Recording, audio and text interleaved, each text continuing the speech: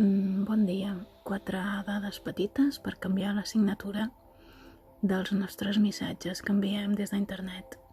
La signatura què és? Doncs és el que surt a baix quan escrivim un email. A baix posa el nostre nom i tota la informació que volem donar relativa a nosaltres.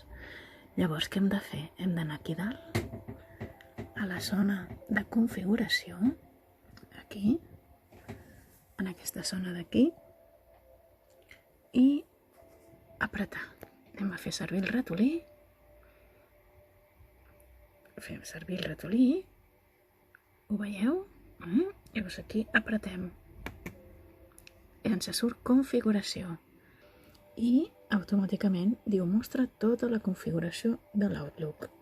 I li demanem, sí, per favor, ensenya'ns tota la configuració de l'Outlook. Llavors què passa?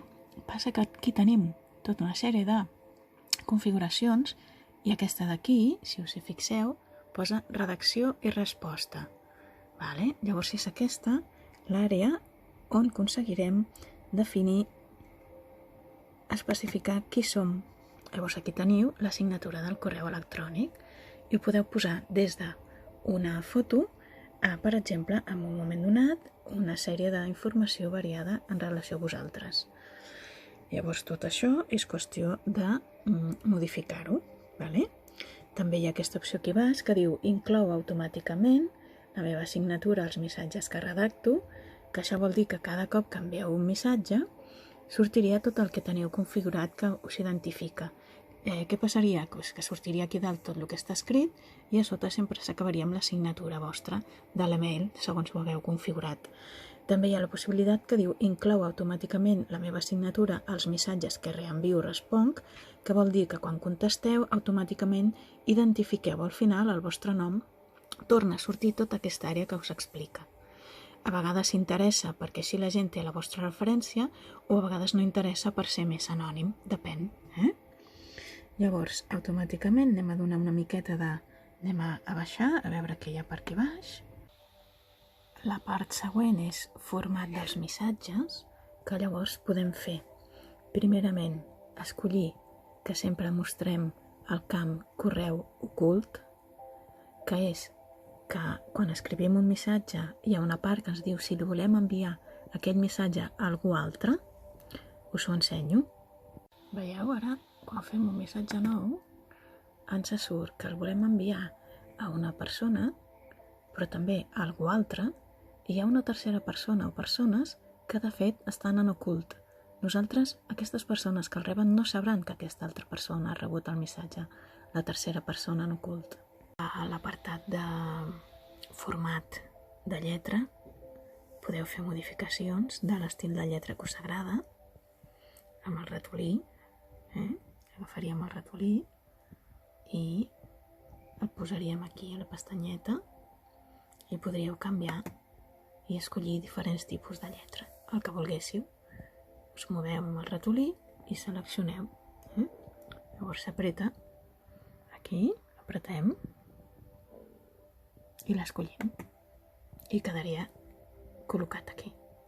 I també podeu canviar la mida de la lletra, que seria també apretar i llavors podeu escollir tota aquesta sèrie de...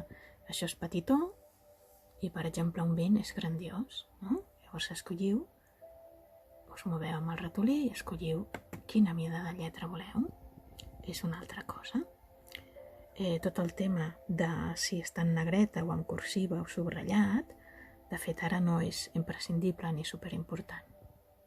Un altre tema important seria el fet de dir responc o responc a tots. Trieu quina serà la vostra resposta per defecte. Si diem responc, vol dir que només li contestem a una persona. Si diem respondre a tothom, llavors estaríem enviant a tota la gent que havia rebut aquest missatge simultàniament a vosaltres. En principi és millor només contestar a la persona en cas, no sigui que en un moment donat fer una resposta que algú no la tingués que veure o li pogués sentar malament, o que tingui una informació que no li cal. En principi millor una persona sola. La resta de propostes que fa el programa a l'Outlook no són importants. Visualització prèvia de l'enllaç, desfés l'enviament... Espereu que ara passem per aquí.